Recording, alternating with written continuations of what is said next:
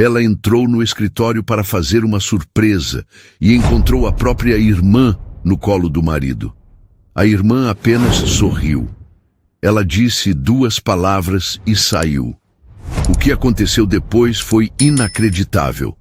A porta do escritório de Daniel estava apenas encostada, uma fresta mínima, mas suficiente para que a luz dourada do fim de tarde no Rio de Janeiro entrasse e fizesse o letreiro de vidro da Gonçalves em Ribeiro brilhar como um aviso. Marcela parou por um instante no corredor silencioso do 12º andar. O ar-condicionado gelado contrastava com o calor que subia por sua pele, uma mistura de pressa e uma estranha apreensão que ela não conseguia nomear. Trazia nas mãos uma pequena caixa de veludo azul, dentro dela o relógio que Daniel tanto queria. Um presente surpresa para comemorar os 3 anos de casamento que completariam na semana seguinte. Foi então que ela ouviu a voz dele. Não era a voz profissional que usava com os clientes, nem a voz cansada do fim do dia que ela se acostumara a ouvir. Era um tom diferente, um sussurro rouco, carregado de uma intimidade que a fez gelar. Era um tom que ele não usava com ela há meses, talvez anos. A familiaridade daquela inflexão, dirigida a outra pessoa, foi como uma chave girando numa fechadura enferrujada em seu peito. A curiosidade, mais forte que a discrição, a impeliu para a frente. Com a ponta dos dedos, ela empurrou a porta. O que viu não foi uma imagem, mas um golpe. A cena parecia um quadro surrealista, dolorosamente nítido. Ali, no centro da sala ampla, com a vista panorâmica da Baía de Guanabara ao fundo, estava Daniel, seu marido, recostado em sua imponente cadeira de couro. E em seu colo, como se aquele fosse seu trono por direito, estava Bruna, sua irmã mais nova. O cabelo loiro e liso de Bruna caía em cascata sobre o terno escuro de Daniel. Suas mãos estavam entrelaçadas na nuca dele, os dedos afundados em seu cabelo. A boca dela estava colada à dele, num beijo que não tinha nada de inocente. Era voraz, faminto, uma colisão de desejo que parecia consumir o ar da sala. As roupas de Bruna, um vestido vermelho justo que Marcela nunca tinha visto, pareciam pintadas em seu corpo, acentuando cada curva de uma forma que gritava provocação. O tempo pareceu congelar. O som do trânsito lá embaixo, o zumbido do ar-condicionado, tudo desapareceu. Só existia aquela cena. Marcela sentiu o ar faltar, a caixa de veludo escorregar de seus dedos e cair no tapete com um baque surdo. O som mínimo foi o suficiente para quebrar o feitiço. Eles se separaram, mas sem o sobressalto culpado que se esperaria de um flagrante. Daniel a olhou, e em seus olhos não havia pânico, apenas um frio e cortante aborrecimento, como se ela fosse uma interrupção inoportuna. Bruna, por sua vez, moveu-se com uma lentidão calculada. Ela não pulou do colo dele, deslizou, ajeitou o vestido e virou-se para Marcela. No rosto da irmã não havia um pingo de vergonha ou remorso. Havia um sorriso pequeno, quase imperceptível, mas afiado como um caco de vidro, um sorriso de triunfo. Marcela abriu a boca, mas nenhum som saiu. Era como se seu corpo tivesse se esquecido de como funcionar. O que se diz numa hora dessas? O que se faz quando o chão sob seus pés se revela uma ilusão de ótica? Bruna cruzou os braços, o sorriso ainda brincando em seus lábios. Você chegou mais cedo, ela disse. A voz era casual, como se comentasse sobre o tempo. A frase, tão banal, era de uma crueldade monumental. Não era um pedido de desculpas. Era uma constatação. Você nos atrapalhou. Marcela finalmente encontrou a voz, mas ela saiu como um fiapo, trêmula e irreconhecível. Daniel? Ela sussurrou, o nome dele soando como uma pergunta desesperada. Ele se levantou, ajeitando a gravata com um gesto mecânico. Sua expressão era uma máscara de indiferença. Marcela, a gente conversa com calma depois, ele disse, E a frieza em sua voz foi mais dolorosa que o beijo que ela presenciara. Não havia amor, não havia querida. Havia apenas o nome dela, pronunciado como o de uma estranha. A negação, aquele primeiro e inútil refúgio da mente, começou a se dissipar, dando lugar a uma dor aguda e lancinante. A realidade a atingiu com a força de uma onda. Aquilo não era um mal-entendido. Era uma traição. E não uma traição qualquer, impulsiva, um erro de uma noite. A calma deles, a falta de choque, a naturalidade com que se moviam, denunciava uma longa história. Desde quando?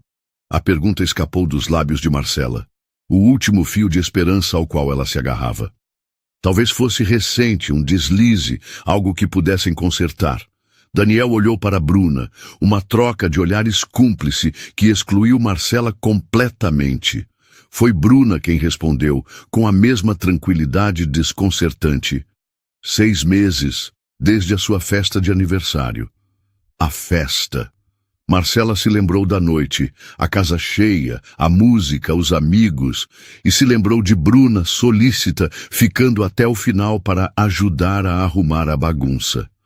Lembrou-se de ter achado o gesto doce, um sinal do laço forte que elas tinham. Agora, a memória se retorcia, transformando-se em algo grotesco. Enquanto ela, exausta e feliz, recolhia copos e pratos. Os dois, provavelmente, já se encontravam nos cantos escuros da casa que ela decorou com tanto amor. Cada risada, cada abraço trocado naquela noite, agora parecia uma mentira. A sala começou a girar. Marcela se apoiou no batente da porta, sentindo as pernas fraquejarem.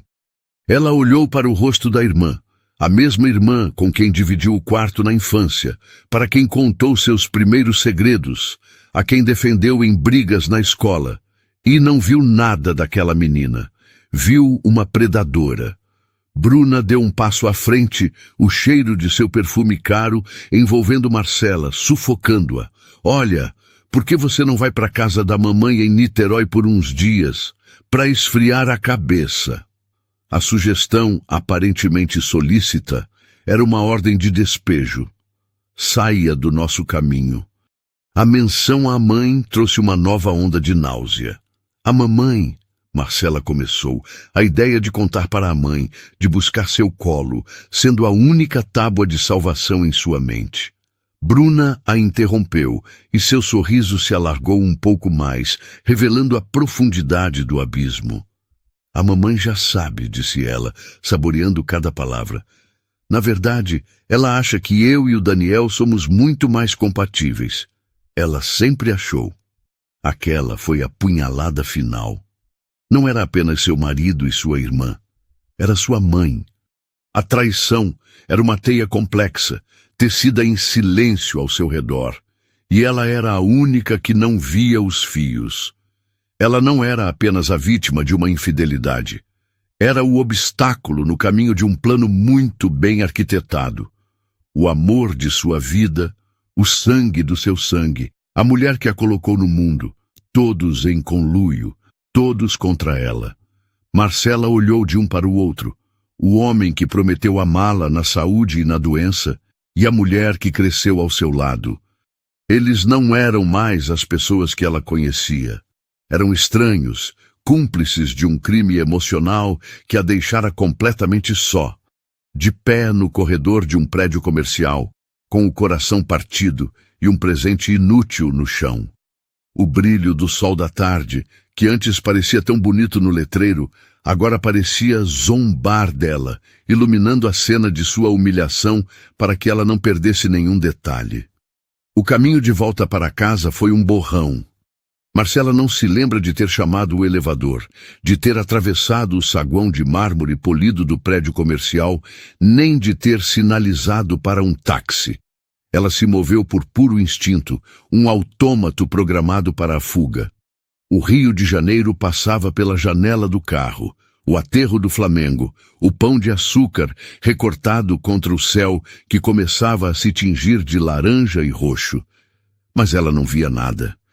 A paisagem de sua vida tinha sido reduzida a escombros, e a única vista que tinha era a da ruína fumegante de seu casamento e de sua família.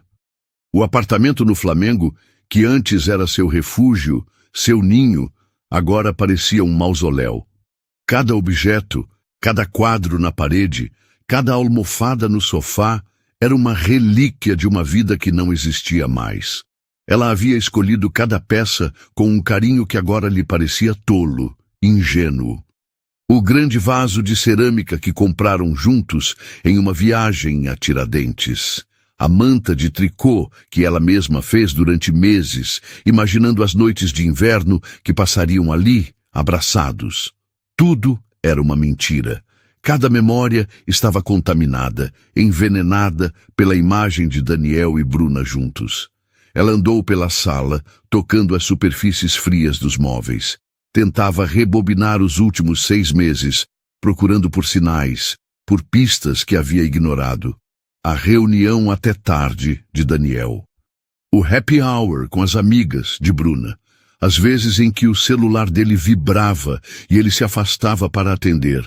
As vezes em que Bruna ligava para ela, a voz cheia de uma falsa preocupação, perguntando se estava tudo bem, se não se sentia sozinha com as viagens de Daniel. Eram tantas peças. Como ela pôde ser tão cega? A resposta era simples e humilhante. Ela confiava neles. A confiança era o véu que a impedia de ver a conspiração que se desenrolava bem debaixo de seu nariz. O som da chave na porta a fez dar um pulo. Era ele. Daniel entrou e fechou a porta atrás de si, o som ecoando no silêncio pesado do apartamento. Ele tirou o paletó, afrouxou a gravata, como fazia todos os dias. A normalidade do gesto era um insulto. Ele a olhou, não com o arrependimento que uma parte minúscula e patética dela ainda esperava, mas com uma impaciência calculada. Você precisa ser racional, Marcela. Ele começou, a voz firme, como se estivesse conduzindo uma negociação hostil. Não há mais nada aqui. Acabou. A palavra racional a atingiu como um tapa. Ele destroçava a vida dela e exigia racionalidade. Racional? Ela conseguiu dizer, a voz rouca de lágrimas não derramadas. Você estava com a minha irmã, Daniel, na sua sala, na sua cadeira. Não há nada de racional nisso. Ele suspirou, um som de puro fastio. Isso não importa mais. O que importa é como vamos resolver isso da forma mais limpa possível. Ele caminhou até o bar, serviu-se de um uísque e virou-se para ela, o copo na mão. Eu pensei em uma compensação para você, para te ajudar a recomeçar.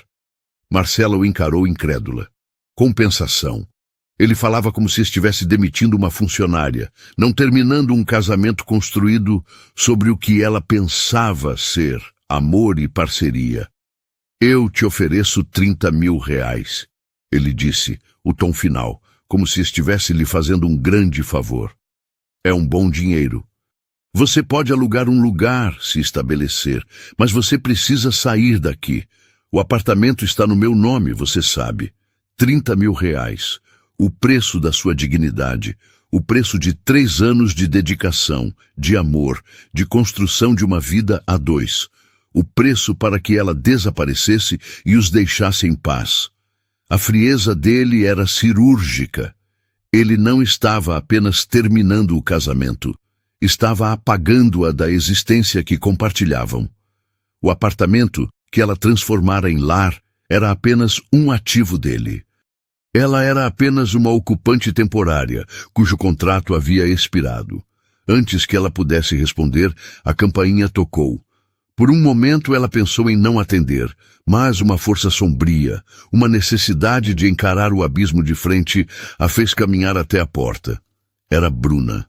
Ela segurava uma garrafa de vinho caro, um sorriso ensaiado de empatia no rosto. Eu imaginei que você precisaria de um ombro amigo, disse ela, tentando entrar. Marcela bloqueou a passagem com o corpo. Um ombro amigo? O seu ombro, Bruna? O sorriso de Bruna vacilou por uma fração de segundo. Não precisa ficar assim com raiva. Somos irmãs. Ela insistiu, a voz melosa. A audácia era de tirar o fôlego. Ela vinha com o vinho na mão, fingir consolo depois de ter apunhalado a irmã pelas costas. Era um teatro, e um teatro doentio. Foi nesse instante, olhando para o rosto da irmã, que a névoa da dor começou a se dissipar, dando lugar a uma clareza gélida e assustadora. Um padrão começou a se formar em sua mente. Uma memória antiga, quase esquecida, veio à tona. Uma amiga de faculdade de Daniel, chorando, contando que ele a havia descartado de forma brutal quando se cansou dela. Na época, Marcela defendeu Daniel, acreditando na versão dele de que a moça era instável. E Bruna? Marcela se lembrou de um episódio no colégio, quando o namorado de sua melhor amiga terminou com ela e 2 semanas depois apareceu de mãos dadas com Bruna. E outro mais tarde, com uma colega de trabalho. Bruna sempre estava lá, consolando a amiga traída, apenas para, pouco depois, assumir o lugar dela. Eram incidentes isolados, pensava Marcela. Agora via que não eram incidentes, eram um método. Eles não eram apenas traidores, eram predadores em série, e ela era apenas a última vítima. A percepção a atingiu com a força de um raio. A dor ainda estava lá, uma ferida aberta em seu peito, mas algo novo começou a borbulhar por baixo dela, uma raiva fria, lúcida. Uma raiva que não era sobre gritar ou quebrar coisas. Era uma raiva que exigia ação. Eles a haviam subestimado. Pensaram que ela era fraca, que iria chorar em um canto, aceitar as migalhas e desaparecer. Eles a viram como um obstáculo a ser removido, não como uma adversária.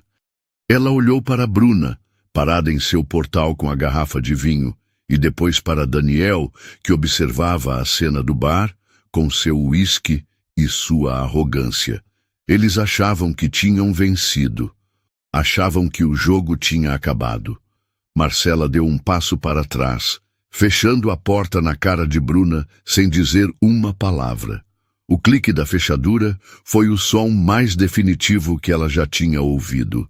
Ela se virou para Daniel, que a olhava com uma sobrancelha arqueada, surpreso com o gesto. Pela primeira vez, desde que entrara naquele apartamento, Marcela sentiu algo além de dor e confusão.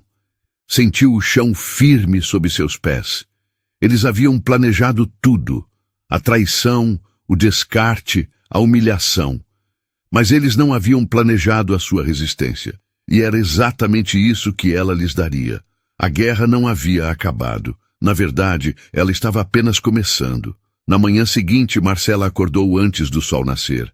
Não que tivesse dormido. A noite foi um longo e febril desfile de memórias reexaminadas, de palavras não ditas e de uma dor que se recusava a ceder. Mas a raiva, aquela chama fria e determinada que se acendeu na noite anterior, continuava lá, uma brasa viva em meio às cinzas de seu coração. Ela não era mais a mulher que chorava no corredor de um escritório. Era uma mulher com um propósito. Enquanto Daniel ainda dormia no quarto de hóspedes, uma distância que ele mesmo impôs semanas antes, alegando insônia e a necessidade de não a incomodar, mais uma mentira na longa lista, Marcela se sentou à mesa da cozinha com seu notebook. A busca por melhor advogada de direito de família Rio de Janeiro retornou dezenas de nomes, mas um deles saltou da tela, repetido em artigos, entrevistas e fóruns de discussão. Doutora Tânia Machado. As descrições eram consistentes. Implacável, brilhante, um tubarão no tribunal.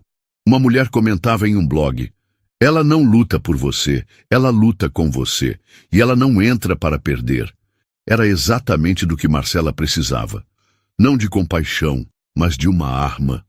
Conseguir uma consulta de emergência foi um desafio, mas a urgência em sua voz ao telefone convenceu a secretária a encaixá-la no final da tarde. O escritório de Tânia Machado não ficava em um arranha-céu espelhado como o de Daniel. Era uma casa antiga e imponente em Santa Teresa, com paredes grossas que pareciam guardar segredos e um jardim exuberante que prometia privacidade. O ambiente era sóbrio, elegante, sem ostentação. Transmitia poder, não riqueza. Doutora Tânia Machado era uma mulher na casa dos 60 anos, com cabelos grisalhos presos em um coque impecável e olhos escuros que pareciam ver através da alma. Ela ouviu a história de Marcela sem interromper, sem demonstrar surpresa ou pena. Apenas ouvia, os dedos entrelaçados sobre a mesa de jacarandá maciço. Quando Marcela terminou, a voz embargada ao relatar a oferta de R$ 30.000, a advogada permaneceu em silêncio por um longo momento. Senhora Gonçalves, começou Tânia, a voz calma, mas com um timbre de aço. Seu marido não está terminando um casamento. Ele está executando a cláusula de saída de um contrato que ele redigiu sozinho. A senhora foi a sócia minoritária em um negócio onde acreditava ser a parceira principal. A analogia era fria, empresarial, e por isso mesmo perfeita. Despia a situação de todo o sentimentalismo e a revelava pelo que era. Uma aquisição hostil. Marcela sentiu um calafrio. O que eu posso fazer? O apartamento, o carro, os investimentos, tudo está no nome dele. Ele sempre disse que era uma estratégia fiscal, para me proteger das dívidas do escritório, caso algo desse errado. Eu acreditei. Tânia esboçou um sorriso mínimo, sem humor. A estratégia fiscal é o eufemismo mais antigo do manual do golpista conjugal. Ele não estava te protegendo, estava se protegendo de você. Ele planejou te descartar desde o início, talvez não conscientemente no primeiro dia, mas o plano foi se solidificando. Ele te isolou financeiramente para garantir que, quando chegasse a hora, a senhora não tivesse recursos para lutar. A advogada se inclinou para a frente e seus olhos fixaram-se nos de Marcela. O adultério em si não é mais crime no Brasil e raramente resulta em ganho financeiro direto no divórcio. Mas a forma como aconteceu, a humilhação, a conspiração com um membro da sua própria família, isso muda o cenário. Isso se chama dano moral. E é um dano moral gravíssimo. Tânia se levantou e caminhou até a janela, olhando para o jardim. Ele te ofereceu R$ 30.000 porque ele te avaliou. Ele calculou o seu nível de conhecimento, sua dependência emocional, sua provável devastação e chegou a esse número. Um número que ele acredita que a senhora, em seu desespero, aceitaria para simplesmente desaparecer. Ela se virou de volta para Marcela, a expressão endurecida. Ele cometeu um erro, ele te subestimou, e nós vamos usar esse erro contra ele. Vamos provar à sociedade de fato o esforço comum na construção do patrimônio, mesmo que não esteja no seu nome. Vamos documentar o conluio, a humilhação pública. Vamos transformar a estratégia fiscal dele em seu maior pesadelo. Pela primeira vez em dias, Marcela sentiu uma onda de poder. Não era vingança, era justiça. Era a recuperação de seu próprio valor. A questão agora é simples, Marcela, disse Tânia, usando seu primeiro nome pela primeira vez, um sinal de aliança. Esqueça os 30.000. Esqueça o que ele acha que você merece. A pergunta é, o que você quer? A pergunta pairou no ar, carregada de possibilidades. Marcela não queria apenas o que era seu por direito. Queria que eles entendessem que suas ações tinham consequências. Queria que a dor que lhe causaram voltasse para eles, não na forma de sofrimento, mas na forma de responsabilidade. Ao sair do escritório em Santa Teresa, o céu já estava escuro, salpicado de estrelas. Marcela respirou fundo o ar da noite. Ela tinha um plano. Tinha uma aliada. A mulher que entrou naquela casa horas antes, uma vítima trêmula, não era a mesma que saía agora. A mulher que descia as ladeiras de Santa Teresa era uma combatente, e ela estava pronta para a guerra. A primeira notificação judicial não chegou como um sussurro, mas como um trovão. Foi entregue por um oficial de justiça diretamente na recepção da Gonçalves Ribeiro, em um envelope pardo e austero, que parecia deslocado em meio ao luxo corporativo do saguão.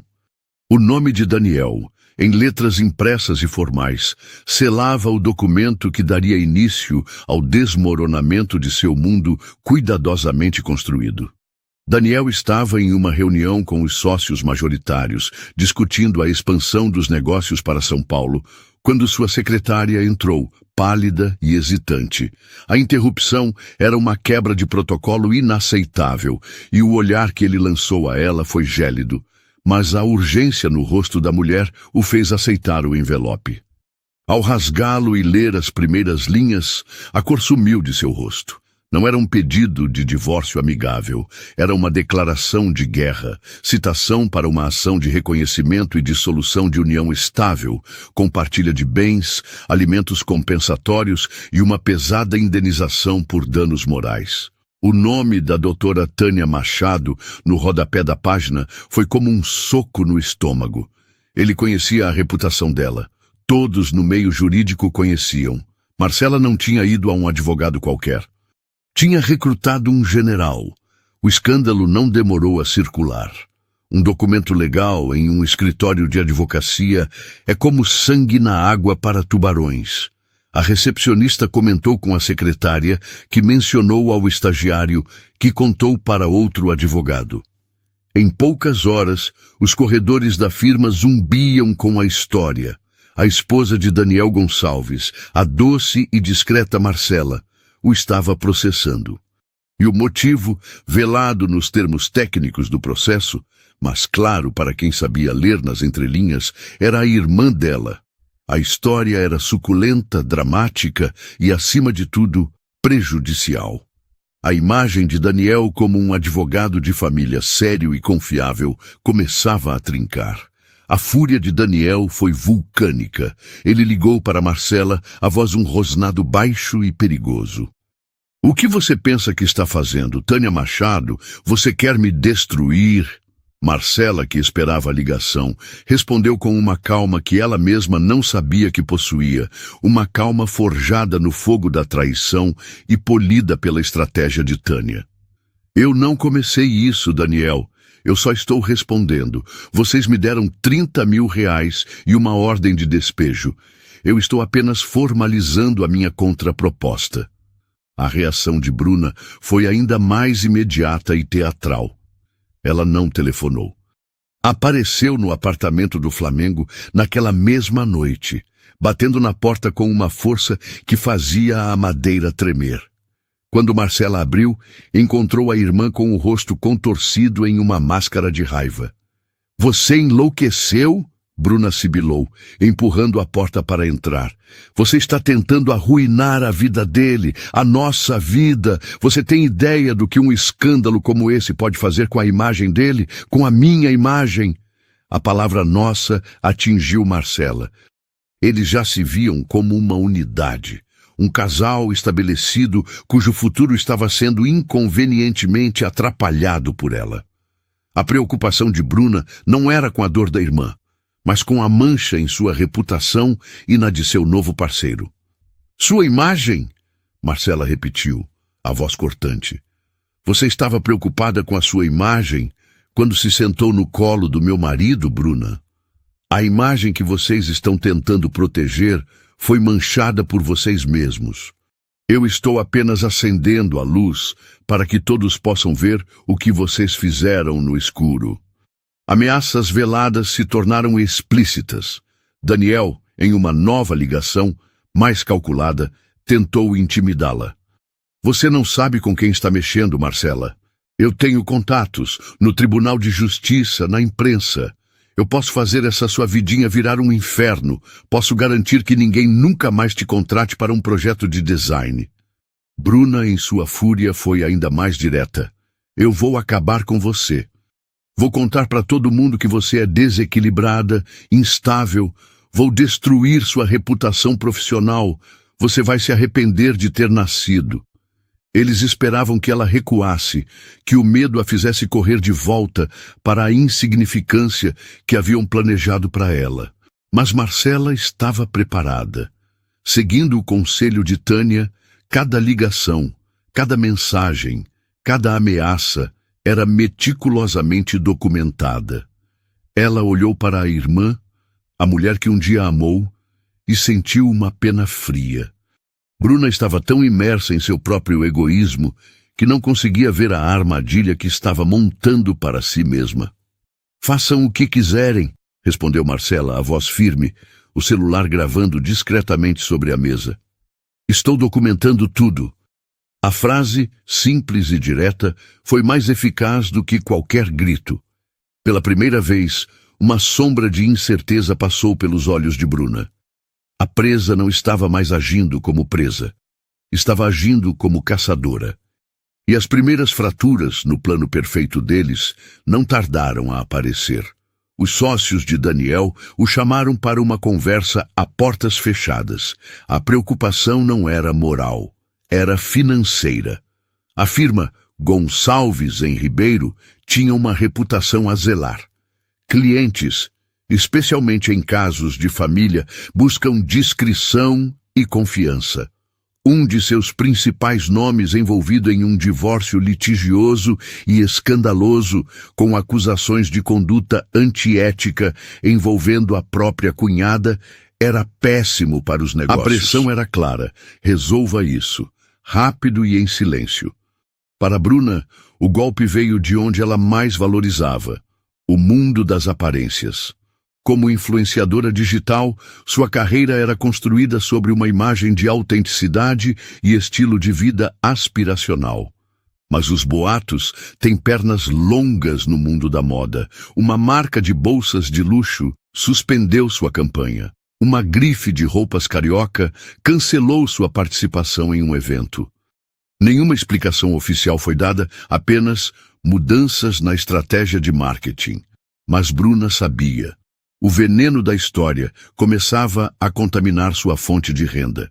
A imagem de mulher inspiradora era difícil de sustentar quando os sussurros a pintavam como uma destruidora de lares. O golpe mais inesperado, no entanto, veio de Niterói. O telefone de Marcela tocou em uma tarde chuvosa. Era sua mãe. A voz do outro lado da linha não era acusatória ou defensiva, mas hesitante, carregada de um constrangimento palpável. "Minha filha", começou a mãe, a voz fraca, Eu tenho visto as coisas que andam falando. Sobre a Bruna, sobre o Daniel." Houve uma pausa longa. "Talvez eu tenha errado com você. Seu pai sempre dizia que das duas você era a forte, a que aguentava o tranco em silêncio.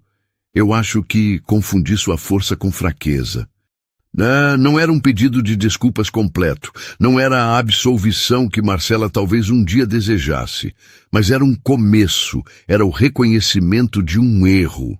Era a primeira rachadura na muralha de traição familiar que a havia isolado. Naquele momento, sentada em seu apartamento, ouvindo a chuva bater na janela, Marcela não chorou de tristeza, mas de um alívio exausto. A maré, lenta, mas seguramente, estava começando a virar. Ela não estava mais sozinha na correnteza. A sala de reuniões do fórum era um espaço deliberadamente neutro, pintado em tons de bege e cinza, projetado para acalmar os ânimos e incentivar o acordo. Mas a neutralidade do ambiente não conseguia dissipar a tensão que pairava no ar, tão densa que parecia ter peso e forma. Era o dia da audiência de conciliação, o momento em que as máscaras caem e as verdadeiras intenções são postas à mesa. Marcela chegou acompanhada de doutora Tânia Machado. Ela usava um vestido azul marinho, de corte simples e elegante, o cabelo preso em um coque baixo. Não havia nada em sua aparência que gritasse vingança ou sofrimento. Havia apenas uma serenidade resoluta, uma força tranquila que era mais intimidante do que qualquer demonstração de raiva. Ela se sentia como uma atriz, prestes a entrar no palco para o papel de sua vida, mas a personagem era ela mesma, em sua versão mais autêntica e inabalável. Do outro lado da longa mesa de madeira, Daniel já estava sentado ao lado de seu advogado, um homem mais velho com uma expressão cansada. Daniel parecia uma sombra do homem arrogante que a havia confrontado em seu escritório e em seu apartamento. Estava mais magro, com olheiras profundas que o terno caro não conseguia disfarçar. Seus ombros estavam curvados, não em submissão, mas sob o peso da pressão dos sócios, do escrutínio dos colegas e da perspectiva de uma batalha judicial longa e suja. Ele evitou o olhar de Marcela, mantendo os olhos fixos em um bloco de notas à sua frente, como se as anotações contivessem um roteiro para tirá-lo daquele desastre. Bruna não estava presente. Tânia havia aconselhado que a presença dela seria inflamatória e legalmente desnecessária, mas Marcela sabia o motivo real. Bruna não suportaria uma situação onde não estivesse no controle, onde sua beleza e seu charme não tivessem valor algum. Ela preferia se ausentar a ser vista como a coadjuvante em um drama sobre as consequências de seus próprios atos. A mediadora, uma mulher de fala mansa, fez as apresentações formais e explicou o propósito do encontro. Era uma formalidade. Todos ali sabiam que aquilo não era sobre reconciliação, era sobre números. Doutora Tânia abriu sua pasta com um movimento preciso e falou primeiro, a voz clara e firme, preenchendo o silêncio da sala. Ela não narrou a traição com detalhes sórdidos. Ela a apresentou como um fato jurídico, um ato ilícito que gerou dano moral e material, parte de uma estratégia deliberada para lesar patrimonialmente e psicologicamente sua cliente. Em seguida, apresentou as provas, extratos bancários que mostravam a total dependência financeira de Marcela, e-mails onde Daniel a desencorajava de trabalhar em tempo integral para que ela pudesse cuidar da casa e da vida social do casal. E a peça central, as gravações das ameaças feitas por ele e por Bruna. Quando a voz de Daniel, distorcida pela gravação, mas inconfundivelmente dele, ecoou na sala, eu posso fazer essa sua vidinha virar um inferno. Ele se encolheu visivelmente na cadeira. Seu advogado fechou os olhos por um instante, uma breve expressão de derrota. Então Tânia apresentou a proposta de acordo de Marcela. Não era uma lista de desejos, era uma fatura. Primeiro, 300 mil reais a título de indenização por danos morais, disse Tânia, o valor pairando no ar como uma sentença. Considerando a humilhação pública, a conspiração familiar e as ameaças proferidas. O advogado de Daniel pigarreou. Doutora, o valor é exorbitante, desproporcional. Tânia nem piscou. Desproporcional foi a conduta do seu cliente, doutor. Prossigo. Segundo, 50% do valor de mercado do imóvel situado no Flamengo, reconhecendo a união estável e o esforço comum na construção da vida a dois, independentemente de quem detém o título formal da propriedade. Daniel levantou a cabeça pela primeira vez, o rosto vermelho de indignação. Esforço comum? Eu paguei por tudo, ela apenas decorou o lugar. Foi Marcela quem respondeu, a voz calma, mas com um fio de aço. Eu investi meu tempo, minha carreira, minha vida naquele lugar, Daniel. Eu o transformei em um lar, o lar que você usou para me trair. Esse foi o meu investimento, e agora estou cobrando os dividendos. O olhar dele vacilou. Tânia continuou, implacável. Terceiro, uma pensão compensatória no valor de 4 mil reais mensais, por um período de 24 meses. Tempo necessário para que a senhora Gonçalves possa se restabelecer profissionalmente, já que sua carreira foi deliberadamente mantida em segundo plano para o benefício da carreira do senhor Gonçalves. A sala ficou em silêncio. A proposta era audaciosa, um golpe direto na arrogância e no bolso de Daniel. Seu advogado, recuperando a compostura, tentou negociar. Meu cliente está disposto a ser razoável. Podemos discutir o valor do apartamento, talvez chegar a 20%. A indenização, podemos falar em 50 mil, talvez 60. A pensão é descabida. A senhora Gonçalves é jovem e apta ao trabalho. Era a mesma lógica da oferta inicial de 30 mil reais. Uma lógica que havia como um problema a ser pago, não como uma pessoa a ser reparada. E foi ali, naquela sala bege, sob as luzes frias do fórum, que Marcela tomou as rédeas de forma definitiva. Ela se inclinou para a frente, os olhos fixos em Daniel, ignorando os advogados, falando diretamente com o homem que um dia amou e que a descartou como um objeto. Vocês me traíram da forma mais cruel que se pode imaginar, disse ela, cada palavra pesada e deliberada. Vocês me expulsaram da minha casa, da minha vida, da minha família.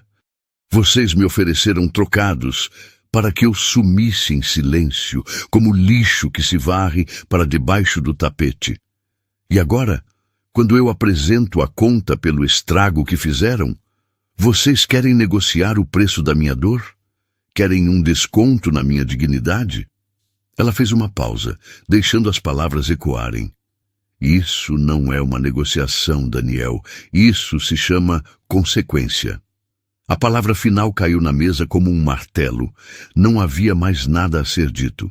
O blefe de Daniel havia sido pago. Ele olhou para seu advogado, buscando uma saída, uma brecha, mas o rosto do homem mais velho era um mapa da derrota.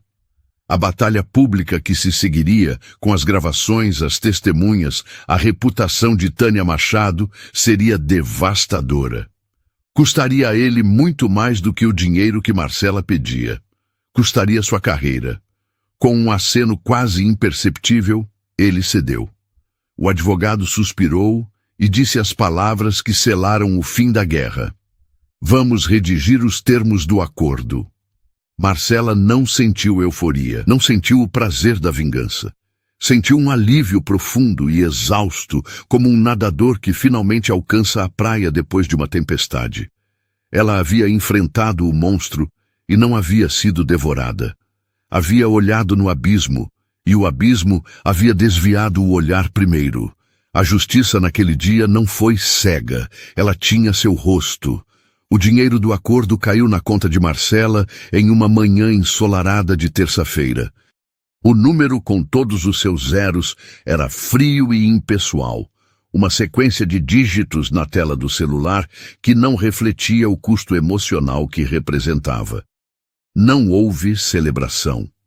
Apenas o clique silencioso de uma transferência bancária que encerrava um capítulo de sua vida e, ao mesmo tempo, lhe entregava as chaves para começar um novo.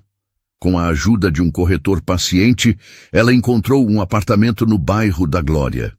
Era menor que o do Flamengo, mas tinha uma alma que o outro nunca possuiu. As janelas altas se abriam para a copa das árvores, e da pequena varanda se via um pedaço da Marina da Glória, com seus barcos balançando suavemente na água. Era um lugar que prometia paz, não status. Pela primeira vez em anos, ela se sentiu em casa. Decorou o espaço sem pressa, com peças que contavam sua nova história, não a história de um casal que nunca existiu de verdade. Comprou livros, muitos livros, e os empilhou em prateleiras que ela mesma montou. Comprou plantas e aprendeu a cuidar delas, encontrando uma alegria simples em ver novos brotos surgirem. A liberdade financeira lhe deu espaço para respirar e reavaliar sua carreira. O design gráfico corporativo, com seus prazos apertados e clientes sem rosto, de repente pareceu vazio. Ela queria mais, queria que seu trabalho tivesse um propósito, que fizesse a diferença.